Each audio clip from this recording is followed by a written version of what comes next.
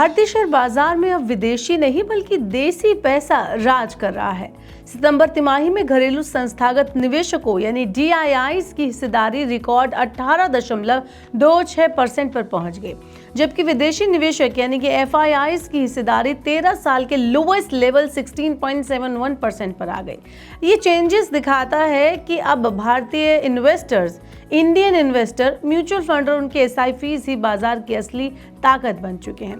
पहले जहां विदेशी निवेशकों की हलचल से बाजार अप एंड डाउन होता था, अब घरेलू इन्वेस्टर्स का जो भरोसा है वो और लगातार इन्फ्लोज ही सेंसेक्स और निफ्टी को मजबूती दे रहे हैं। चलिए इस वीडियो में जानने की कोशिश कर रहे हैं कि कैसे ये भारतीय निवेशक जो है वो अब मार्केट में ज़्यादा भरोसा दिखा रहे हैं। चलिए जानते हैं इस वीडियो में।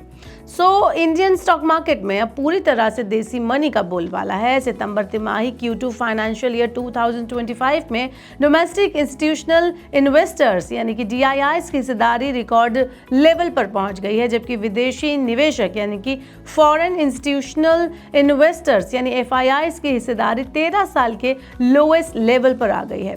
प्राइम डेटाबेस की रिपोर्ट की माने तो NSE में लिस्टेड सभी कंपनियों में DIIs की हिस्सेदारी 18.26% तक पहुंच गई है। ये अब तक का सबसे हाई लेवल है।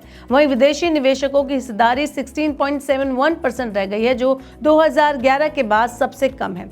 यानी 25 सालों में पहली बार भारत की शेयर मार्केट में घरेलू निवेशकों का प्रभुत्व इस हद तक बढ़ गया है।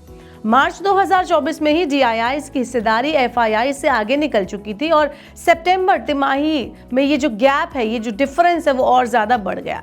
इसका मेन रीज़न भारतीय इन्वेस्टर्स की लगातार बढ़ती SIP अमाउंट और म्यूचुअल फंड इन्वेस्टमेंट है।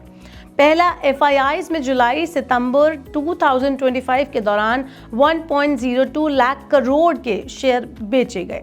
वहीं DIIs ने इसी अवधि में 2.21 लाख करोड़ रुपीस के शेयर खरीदे। तीसरा, म्यूचुअल फंड जो ओनरशिप है वो बढ़कर 10.9% पर पहुंच गई, जो अब तक की हाईएस्ट हिस्सेदारी है। ये ट्रेंड दिखाता है कि अब बाजार को संभालने की ताकत पूरी तरह से घरेलू निवेशकों के हाथ में आ चुकी है। अब विदेशी निवेशक क्यों पीछे हट रहे हैं वो भी जान लेते हैं। तो दिसंबर 2020 से ही विदेशी निवेशकों की हिस्सेदारी में लगातार गिरावट देखी गई। तब उनकी NSE कंपनियों में हिस्सेदारी 21.21% थी, जो जून 2023 तक 18.96% और अब 16.71% रह गई है। अब इसकी वजह क्या है उसको भी ज़रा समझ लेते हैं। तो पहली वजह है भारत में वैल्यूएशन ज़्यादा हो रहा है। दूसरा है US, चाइना, ताइवान और कोरिया जैसे देशों में बेटर इन्वेस्टमेंट अपॉर्चुनिटीज मिल रही हैं। तीसरा है वैश्विक आर्थिक अनिश्चितता और जियोपॉलिटिकल टेंशन। ये जो रीज़न है वो हो सकता है उस वजह से भारतीय बाजार में जो घरेलू निवेशक हैं वो ज़्यादा सक्रिय दिख रहे हैं। IIFL कैपिटल के सीनियर वाइस प्रेसिडेंट श्रीराम वेलायुथन ने बताया है कि विदेशी निवेशक इस साल भारत में ज़्यादा US और अन्य एशियाई बाजारों को प्राथमिकता दे रहे हैं, यानी जबकि देशी जो निवेशक हैं वो कॉशियस हैं। भारतीय निवेश लगातार बढ़ा रहे हैं, निवेश ज़्यादा कर रहे हैं। इसके अलावा असित सी मेहता इंटरमीडिएट्स के जो रिसर्च हेड है सिद्धार्थ भामरे, वो कहते हैं कि FIIs और DIIs के बीच बढ़ता जो गैप है वो दिखाता है कि भारतीय शेयर बाजार का जो रियलाइजेशन है उसको ये हो चुका है कि भारत में ग्रोथ है। इसका मतलब कि आज बाजार की दिशा तय करने में जो बड़े संस्थागत निवेशक हैं वो ही हाथ नहीं दे रहे, बल्कि आम निवेशक, रिटेल इन्वेस्टर भी उसमें पूरा हिस्सेदारी दे रहा है, जो हर महीने SIP के जरिए निवेश कर रहे हैं। रिकॉर्ड SIP के आंकड़े अगर हम देखें तो हर महीने SIP के जरिए निवेश 20,000 करोड़ से ज़्यादा पहुंच गया है। दूसरा, म्यूचुअल फंड में रिटेल इनफ्लो लगातार नए रिकॉर्ड बना रहा है। घरेलू इनफ्लो ने स्थिरता दी है। पहले जब विदेशी जो निवेशक थे वो भारतीय बाजार से पैसा निकालते थे तो सेंसेक्स और निफ्टी में भारी गिरावट आती थी, लेकिन अब डोमेस्टिक इनफ्लोज की ताकत ने बाजार को स्टेबल बना दिया है। प्राइम डेटाबेस ग्रुप के MD प्रणव हल्दिया कहते हैं कि पहले विदेशी निवेशकों की बिकवाली से बाजार टूट जाता था, अब घरेलू निवेशक उस गिरावट को थाम लेते हैं। यानी भारत का बाजार अब पहले से कहीं ज़्यादा स्टेबल और इंडिपेंडेंट यानी कि सेल्फ रिलायंट हो चुका है। फॉरेन इन्वेस्टर्स अभी भी आईपीओ में सक्रिय हैं। जी हाँ, ये भी एक बड़ा जो है पहलू है जानने के लिए, क्योंकि विदेशी निवेशक सेकेंडरी मार्केट में कॉशियस हैं, लेकिन प्राइमरी मार्केट यानी आईपीओ में अभी भी पैसा लगा रहे हैं।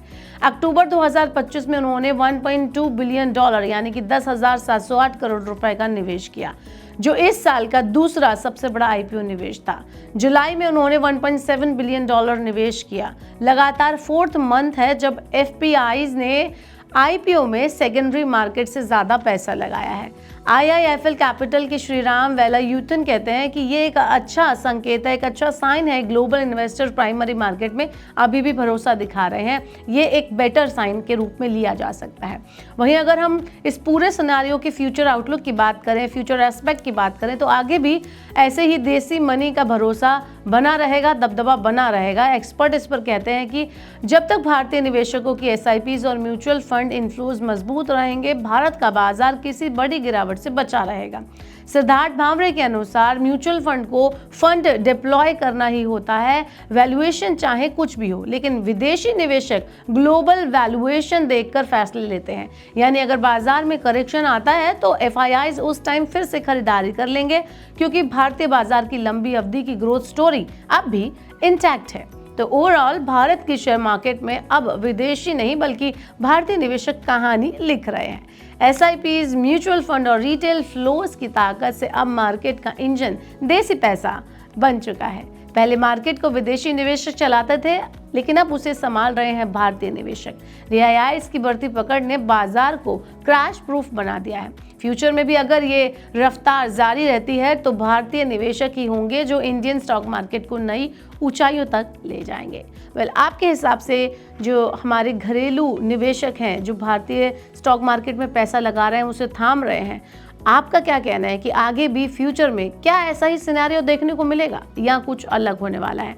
कमेंट अस बिलो। ऐसे ही और वीडियोस के लिए देखते रहिए मनी 9 और सब्सक्राइब करें मनी 9 का यूट्यूब चैनल। ग्लोबल संकेतों के दम पर कैसे खुलेंगे हमारे बाजार? क्या कह रही हैं खबरें और ब्रोकरी रिपोर्ट्स? किन शेयरों में बनेगा पैसा?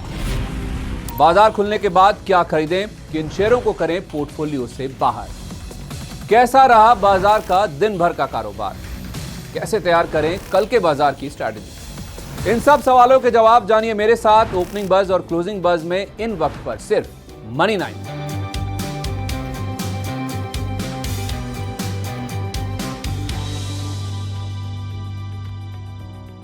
मनी 9 लाया है मेंबरशिप प्रोग्राम मनी 9 प्राइम। अब आपके दिमाग में कई सारे सवाल होंगे, मसलन आखिर क्या है ये मनी 9 प्राइम? आपके लिए यानी दर्शकों के लिए इसके क्या फायदे हैं? और एक बड़ा सवाल ये कि मनी 9 प्राइम से आखिर जुड़ना कैसे है? तो इसकी पूरी जानकारी हम आपको देने जा रहे हैं।